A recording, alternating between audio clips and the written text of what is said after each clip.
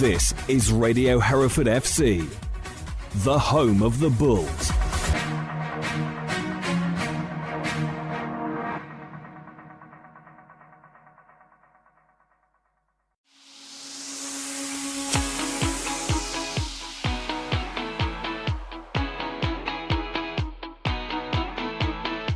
Hello and welcome back to the latest edition of the Bullscast from me, George Holloway. This week on the pod, we take a look back at Hereford's home defeat to Southport as their struggles in the National League North continue. We'll move on to their subsequent victory in the FA Trophy second round, with Sam Osborne's hat-trick helping them to ease aside AFC Sudbury, before we preview their trip to Bridlington to face out-of-form Scarborough this Saturday. As always, I'm joined by Radio Hereford FC commentator Keith Hall. Keith, thanks for joining me. First of all, let's rewind to the 8th of November when Hereford lost 2-1 at home to Southport. It was their fourth defeat in 6 games, and it involved a freak Danny Lloyd corner that looped over Richardson and into the far corner. After that, they weren't able to take advantage of Callum Edwards' sending off. Yeah, it was just really disappointing result and performance overall. I think it was a real setback after Richardson let that ball seemingly swirl over his head and dropping into the corner of the net directly from the corner. And I don't feel we responded as much as we needed to. Harley Hamilton headed in on 85 minutes via a deflection, but it was more of a consolation, really, Keith, would you say, than Hereford mounting a real challenge or comeback? Yeah, I mean, I thought Oxford played against 10 men really well, changed the whole game, that sending off down there at Oxford, but Hereford weren't able to match the style. I think, realistically, we just didn't break them down sufficiently enough.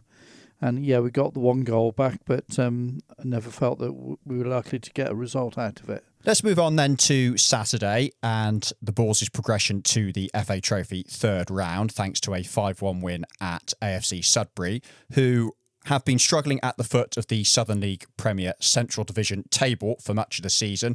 And when Marcel Lewis scored after 20 minutes, Keith, you may have been fearing the worst given Hereford's recent form. Yeah, I mean, first 20 minutes, Hereford were dominant anyway, creating a lot of chances and just weren't taking them. Goalkeeper was a good keeper, done well with Needham Market. He'd actually won the Southern League Premier Division title with them a couple of seasons previous. But it wasn't really just down to him. It was just our inability to hit the back of the net, get the ball on target. And they were very good in the counter-attack. I know they've lost matches heavily at Sudbury already this season, but I do think they're turning it around slightly because they went to Harborough, which were the league leaders, on the previous Tuesday and got a good 2-2 draw. And Harborough were highlighting the way that Sudbury were responding at pace, counter-attacking, especially a couple of players. I think it was Callum Page, former Ipswich Town player, youngster. He was a 2-year professional at Ipswich. He looked pretty good, and he got the assist for that opening goal. And he cut in. He beat Skinner, cut the ball across, and there was the finish into the back of the net to put Hereford 1-0 down. The response we're a little bit concerned about up in the commentary box as to whether Hereford would crumble, whether they're so anxious and they thought, oh, here we go again. We're not going to get a result. Was it going to be like Haybridge Swifts when Josh Gowling was the manager in the FA Trophy a few years before and Hereford just simply fell apart on that particular afternoon? But I think Caddis' sides are made of a little bit sterner stuff and they do fight back. Once they got 1 goal, they got a second just before half-time and that put them in a box seat. Yeah, before they got the equaliser, Keith, as you say, they had plenty of chances, but it was Andy Williams with a nice finish to bring them level. Yeah, really good finish. He hit it quickly as the ball came to him, seemed to react smartly, direct, straight into the corner, good shot, good power, and that got Hereford level. But it was Hereford turning it around, and it was Sam Osborne, obviously, with the second goal, which I think really turned the game certainly in Hereford's favour. Lawson Darth looked good in midfield once again. Neat ball into Sam Osborne's feet and he swept it home from around about 10 yards out. Really good finish, and that put Hereford, as I say, in a confident mood heading into the half-time interval. Yeah, it was Sam Osborne's hat-trick that really took the game away from Sudbury. He's a player that we've mentioned on numerous occasions this season, Keith, but in the last month or so, he's really built a little bit of momentum and he's starting to get the rewards to show for it. He is. Having said that, he should have had a hat-trick at Oxford before even Oxford had scored, and Hereford down to 10 men in that one. He had a host of chances in that particular match and couldn't take them, but here we are. He actually got the ball neatly onto his right foot, a couple of times, quick feet as well, to get that extra yard of space to enable him to get shots in. And when he does so, some of them are quite spectacular, as the hat-trick goal really was. So real credit to him. He's performing well for Hereford at the moment. Let's hope we can keep him for the season. Obviously, these things sort of turn over the festive period as to whether Alfreton decide they'll have him back now or whether we have to try and make a permanent transfer. That's for a future date. We'll have to wait and see on that one. But certainly in terms of prime form, Sam Osborne is there at the moment, and there's a real catalyst for Hereford in the next few weeks to come, I'm sure. He talked in his post-match interview to Carson about not having a pre-season. How important is that, Keith, for a player to get up to speed before they hit such a gruelling league like the National League North? Well, we've talked about the pre-season before, don't want to harp on about it, but I just felt a lot of the squad wasn't ready and they weren't gelling together quickly enough. A lot of late signings, and that sort of thing. So for him to be involved in that as well, just as you said, one friendly and then off you go, it was difficult, but he's showing what he's capable of now. So that's something to be looked at next summer. 4-1 down then Sudbury. Keith, going into the latter stages of the game before Enoento got on the score sheet, and it was good to see him grab a goal after suffering with injury recently. Yeah, good pace. Got a few minutes at the end of the match, took his goal really well. It's important, I suppose, when a team is making mistakes, which Sudbury were at that time, try and stretch them as much as possible, and Hereford did that through Enoento. I think 5-1 is a better reflection on the match overall. Maybe Hereford could have got 6, 7 or 8 in truth. But to win 5-1 in any match, as Paul Caddis said, doesn't matter who your opponents are in a cup competition. You've got to try and get through. Doesn't necessarily mean matter too much how you do get through. Just make sure you do. And a 5-1 win is obviously going to give the players a little bit of confidence into another difficult programme ahead. A term that's trending at the moment is finishers instead of substitutes. It's sort of crossed over from rugby union. You look at somebody like Enoento, how important is it to have a player like that with pace and power that can trouble tired defenders at the end of games? Yeah, very, very true. And obviously Ilani Edwards as well, who was on the substitutes bench, able to come on. And he's another player that sort of glides in a different style. He tends to glide past defenders when he's really on top form. And it is a trend that we see right across football at the moment. If you've got 7 subs, obviously it was only 5 at the weekend, but if you've got 7 subs to choose from, you can change styles, tactics, all sorts of things within that framework. And the stronger your squad is, the more times you can do that and influence matches as a result. So hopefully Hereford go into the festive period and the turn of the year with still a strong squad, the fit players, and they're able to come through that by using them. So into the next round they go, and it's Radcliffe at home, a tie which will take place on Saturday, the 13th of December. A side, Keith, that have made a great start to their National League North campaign. Yeah, one of the informed teams in the league. They're on an 8-match unbeaten run at the moment, and I'm sure Anthony Johnson and Bernard Morley will get them up for it. They always seem to. They've not lost since the 16th of September, 3-2 defeat at Southport in the FA Cup second qualifying round. They've beaten Hereford already at Newton Stadium back in August, so it will be a tough encounter. I'm sure Radcliffe will try and make progress, and it won't be for them. They'll set that aside and be looking at National League North promotion form, but I think they'll go for it and they'll come to Edgar Street and give Hereford a real go. 5 matches took place in the National League North last Tuesday night, starting with Alfreton, who scored twice in the last 10 minutes to earn a 2-1 victory at home to Spennymoor. It finished Bedford 3, Buxton 0, Marine 2, Telford 1. Merthyr beat South Shields by 3-1, while Southport scored a 93rd minute equaliser to earn a 2-2 draw at home to Chester. Despite that defeat, South Shields have a 1-point lead over Fylde at the top of the table, thanks to their 4-1 victory over Oxford City this midweek. Merthyr are in third, while Radcliffe drop to fourth. At the other end of the table, Leamington sit bottom now with 13 points. Peterborough Sports, Oxford City and Southport join them, while Hereford are just outside the relegation zone thanks to goal difference.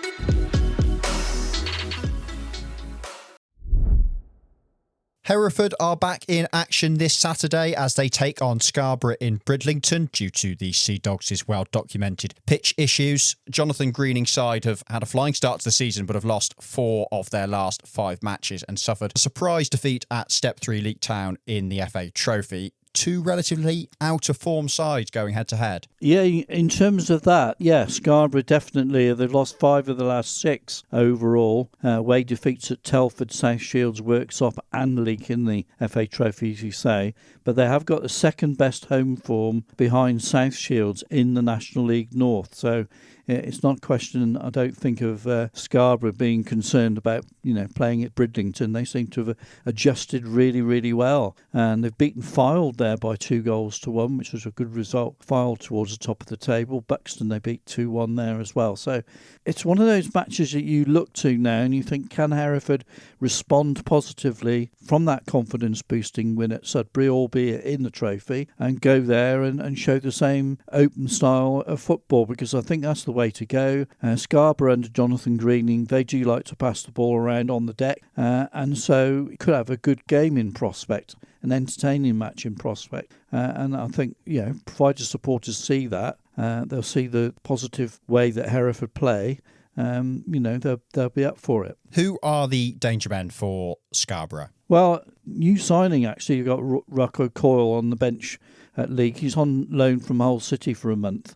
He didn't start the game at Leek, and they've got a number of injuries. So it'll be interesting to see what Jonathan Greening can do. Harry Green, I've really liked as a player, but he was out through injury for that league match. Lewis Maloney, Stephen Walker, Harry Green, Alex Wiles, they all missed the game through injury. Leon Gibson Booth was cup-tied as well for them. Dom Teres should be back after suspension.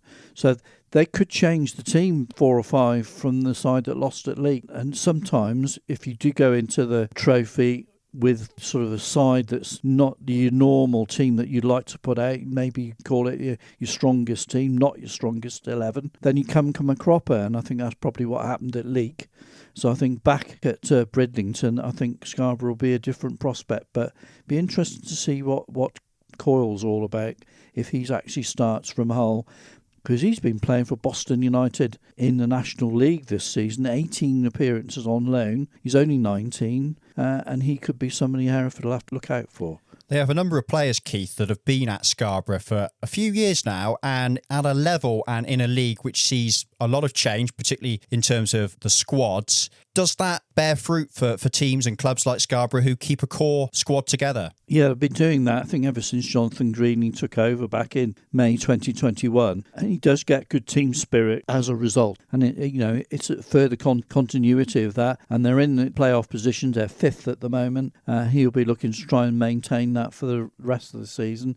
18 points of their 29 have come at home. It's probably more their away form that he might be looking at to address, that they haven't seemed to be affected by having to play at Queensgate instead of the Flamingo Land Stadium. So I think it's going to be a difficult one for Hereford, but not one they should look at too badly, because they played well at South Shields and at Fylde and got nothing out of it. Let's hope they play well this time against another side towards the top of the table and get their reward. Yeah, just to touch on that briefly, Keith, do you find it slightly surprising that they've had such a great home record, considering they're having to play 20 miles plus away at Bridlington? Well, I think it's galvanised supporters. As the motto is no battle, no victory. And I think they've set a fund up as well to get behind them, because it is difficult for home supporters to make the trek across to Bridlington on a regular basis, and they're trying to make a good fist of it, and they're doing just that. So in a way that they're looking at it on almost as siege mentality. Everybody's against us. We can't play at home. The council are being a bit slow. We haven't got the pitch for a year. We just have to get on with it.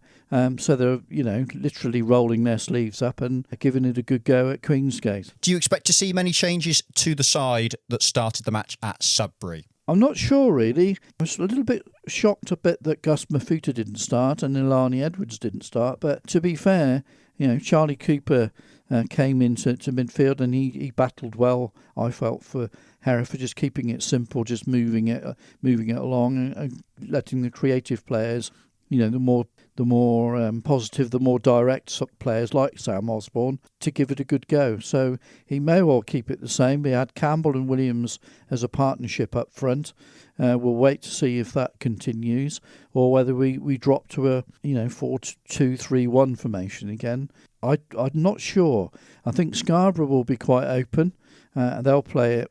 And on no doubt they'll have 2 or even 3 in the attack. So it'll be up to Hereford to maybe match them, which is what Caddis tends to do on occasion. Have a look at how the opposition line up and then match them up toe-to-toe. And then if things need adjusting later on, you talked about strength on the bench, options on the bench, then change it if you need to. And looking at the central midfield positions that Paul Caddis has, Keith, Gus Mafuta coming back from a long-term injury, Lawson Diath, and also Charlie Cooper coming in on loan from Yeovil. It seems like Hereford have gone from famine to feast, really, in terms of the options they've got in there. After the last few weeks, what do you think is the best partnership in there for Hereford? Of course, Matt Richards as well. I was going to say you missed out Matt Richards, and I think he was playing with a really swollen ankle for several weeks.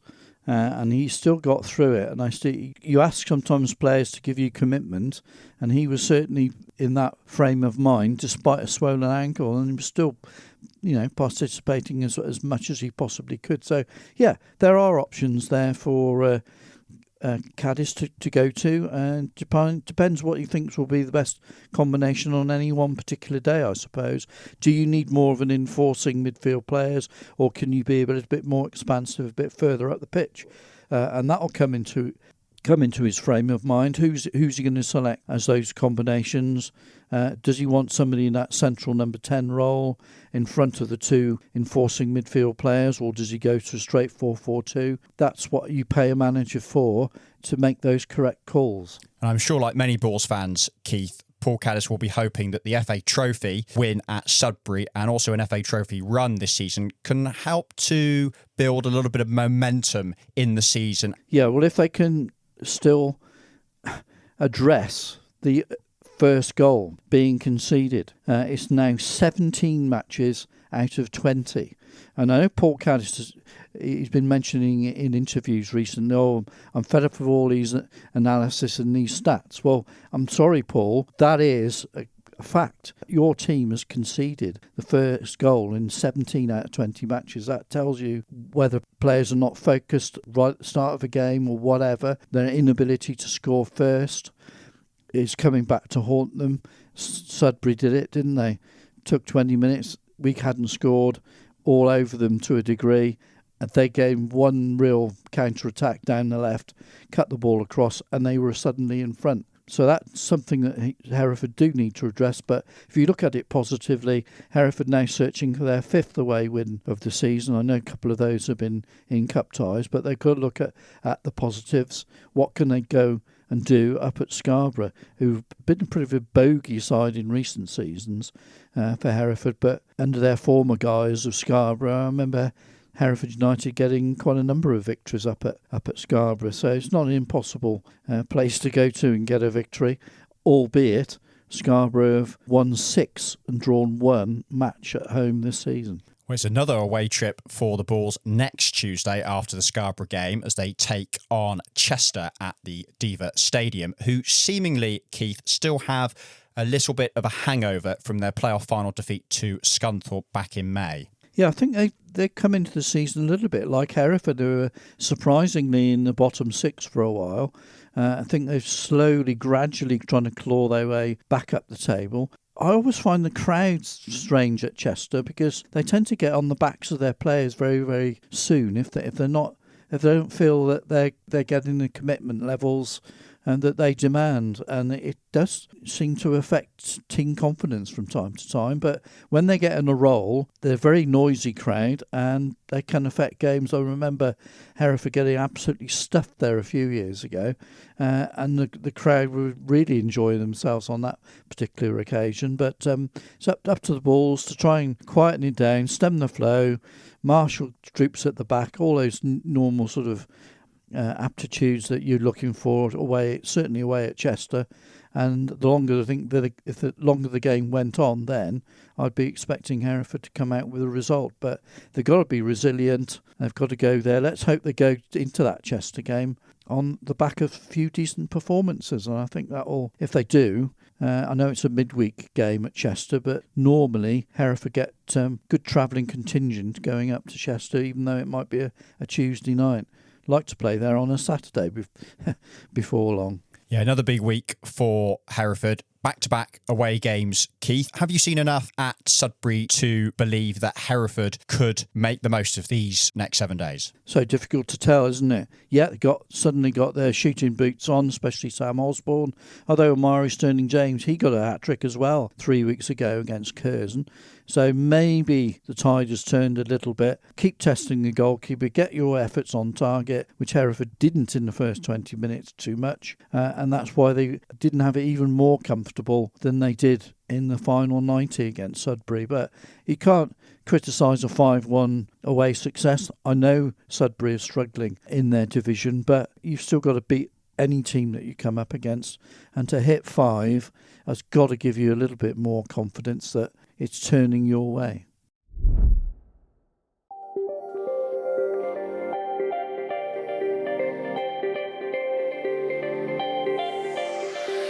A full programme of National League North action returns this Saturday as Chester host Leamington.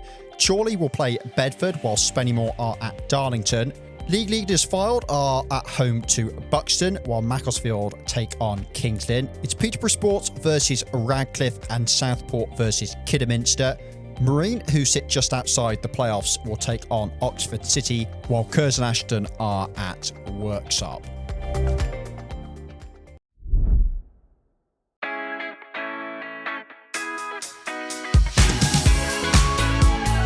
Thank you for listening to this episode of the Bullscast. Don't forget to give us a review and follow if you enjoyed it, and we'll be back next week to review all of the latest action from Hereford FC.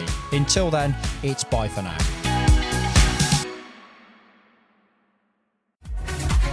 This is Radio Hereford FC, the home of the Bulls.